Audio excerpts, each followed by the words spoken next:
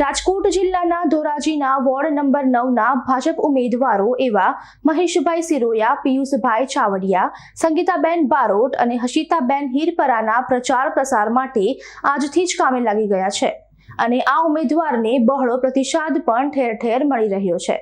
ધોરાજી નગરપાલિકાની ચૂંટણી અન્વયે વોર્ડ નંબર 9ના ભાજપ કાર્યાલયને ડોક્ટર મહેન્દ્રભાઈ પાટલિયા ધોરાજી ઉપલેટા ધારાસભ્યના વરદ હસ્તે ખુલ્લું મૂકવામાં આવ્યું હતું। આ પ્રસંગે અલ્પેશભાઈ ઢોલરિયા, રાજકોટ જિલ્લા ભાજપ પ્રમુખ, બાઉભાઈ ટોડિયા ધોરાજી મંડળ પ્રભારી, માનસીભાઈ પરમાર નગરપાલિકા ચૂંટણીના પ્રભારી ગુજરાત પ્રદેશ, વીડી પટેલ ગુજરાત પ્રદેશ સદસ્ય, કૌશિકભાઈ વાગડિયા ધોરાજી શહેર પ્રમુખ, વિમલભાઈ કોયાણી સામાજિક અગ્રણી, હર્ષુકભાઈ ટોપિયા પૂર્વ મંત્રી, જયસુખભાઈ ઠેસિયા અગ્રણી, પ્રભુદાસભાઈ માવાણી, વિનુભાઈ માથુકિયા પૂર્વ મંત્રી સહિતના વોર્ડ નંબર 9ના ભાજપના કાર્યાલયને ખુલ્લું મૂકી પ્રચાર પ્રસારની કામગીરીના હર હર મહાદેવ અને શ્રીરામના નારા સાથે શ્રી ગણેશાય કરી પ્રચાર આરંભ કરવામાં આવ્યો હતો અને આ વોર્ડ નંબર 9ના ઉમેદવાર પોતાનું સ્થાનિક લોકોએ ફૂલોનો હાર પહેરાવીને સ્વાગત કર્યું હતું।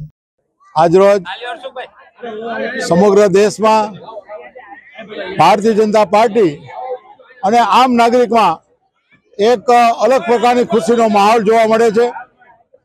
આજે દિલ્હીમાં 27 વર્ષ પછી ભારતીય જનતા પાર્ટીની સરકાર બનવા જઈ રહી છે। આપણા યશસ્વી વડાપ્રધાન નરેન્દ્રભાઈ મોદીના નેતૃત્વમાં દિલ્હીની ચૂંટણીમાં ભારતીય જનતા પાર્ટીનો ભવ્ય વિજય થયો છે।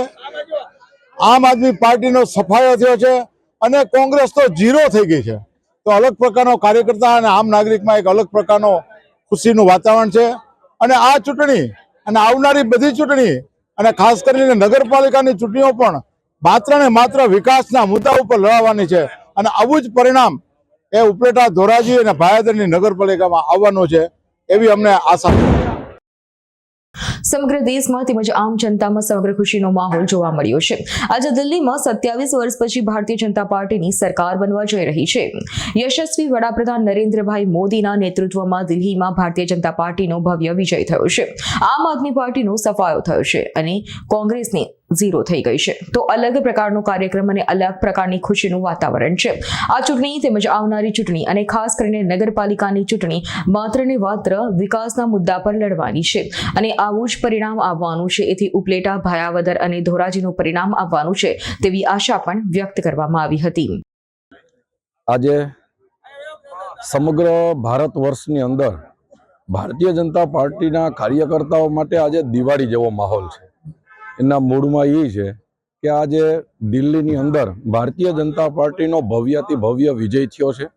આમ આદમી પાર્ટીનો સફાયો થયો છે અને કોંગ્રેસ તો હતી નહોતી એવી સ્થિતિમાં આવી ગયા છે। ત્યારે સમગ્ર ભારતીય જનતા પાર્ટીના કાર્યકર્તાઓમાં ઉત્સવ અને ઉમંગ છે અને આ જ રીતે જેમ કોંગ્રેસ ત્યાં પણ ઝીરો થઈ છે, આમ આદમી પાર્ટીનું નાબૂદ થઈ ગઈ છે, એવી જ રીતે ધોરાજીના કાર્યકર્તાઓમાં ઉમંગ છે કે ધોરાજીમાં પણ આવનારા સમયમાં આવું જ પરિણામ આવશે અને ધોરાજીની અંદર ભારતીય જનતા પાર્ટીનો ભગવો લહેરાવાનો છે। કારણ કે મોદી સાહેબે કીધું છે કે એક હે તો સેફ હે। અલ્પેશ ત્રિવેદીનો રિપોર્ટ, S9 ન્યૂઝ, ધોરાજી। અમારી તમામ માહિતીથી અપડેટ રહેવા માટે જોડાયેલા રહો S9 ન્યૂઝ સાથે।